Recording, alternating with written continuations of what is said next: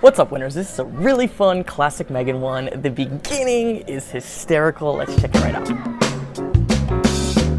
I always thought I'd work in politics. I've been working for the U.S. Embassy in Argentina. That to me just sounds like a caricature of a narcissist. Like, I always thought I'd work in politics and I was in Argentina, just like the person at a cocktail party that everyone's trying to get away from.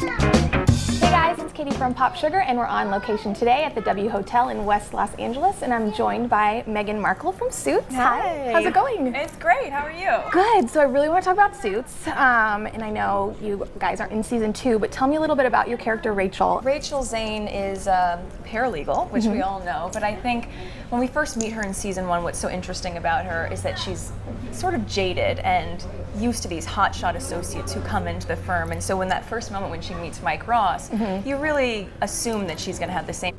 She's just very boring.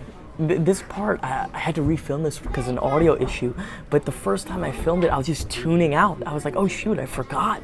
I'm supposed to be watching Relationship this. with him as all the rest of them. So she's ambitious. She's desperately trying to pass the bar so that she can become a lawyer. And really over season 2, we get to see that she has a nice romantic connection with Mike, but also her own personal aspirations. So I love playing her. So did you and Patrick? So you can see she's super emotionally invested in the character, which would make a good actor, but knowing Meghan, we know she's mostly interested in herself, and she views the character as herself. So that is on both ends, knowing her interest.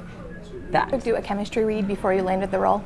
Yeah, when I tested for the role, Patrick and I read together, and once I knew that he was cast at Mike Ross, I was so excited because Patrick and I had done a pilot together maybe 5 years ago for a different network with Catherine O'Hara, and in that one we were cast as I was like a very wealthy girl that he had a crush on, and so television sees us a certain way, but I knew that our on-camera chemistry would be good, and so my fingers were crossed after the test, but I had a good feeling about it, so I was thrilled when I got it. It's just kind of... That's just a boring story. This is a tough one. I don't have too much to comment on. So far, it's pretty tame. I noticed Meghan with certain women, she's more threatened than with others. So far, she seems pretty comfortable.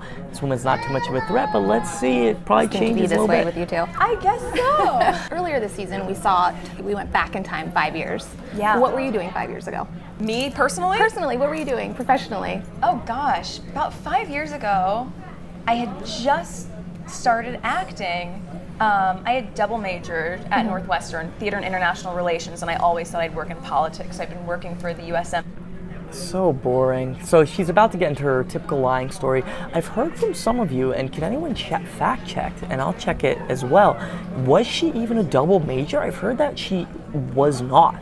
This I'm not sure of, so I'm not going to say it certainly, but international relations, I've heard people say it might have been a minor, it might have been a few classes, and it's crazy when people, particularly like Meghan, will do these outlandish lies that, like, for no reason. Like, if you said you had a minor, it wouldn't have been a big difference, but like these lies that are low reward and high risk, easy for us to find out, but I guess she just doesn't see it that way. In Argentina, and had just ended up at a party actually very close to here when a friend of mine gave a student film that I had done to a manager, and he said, "You're going to make money and I want to take 10%.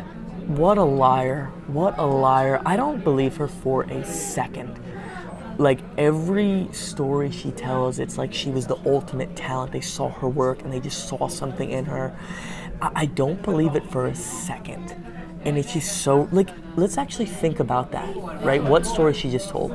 She was in a party right near where they are doing the interview right now, and her friend gave somebody her tape, and he said, "I'm gonna take your money," right? So he basically made it like, you're the best ever, and like, you were doing me a favor by working with me. No manager is saying that. It's just so outlandish and over the top. And it's not even true in any way, I believe. I think you should stay in LA, and I did. And so that was really like 5-6 years ago.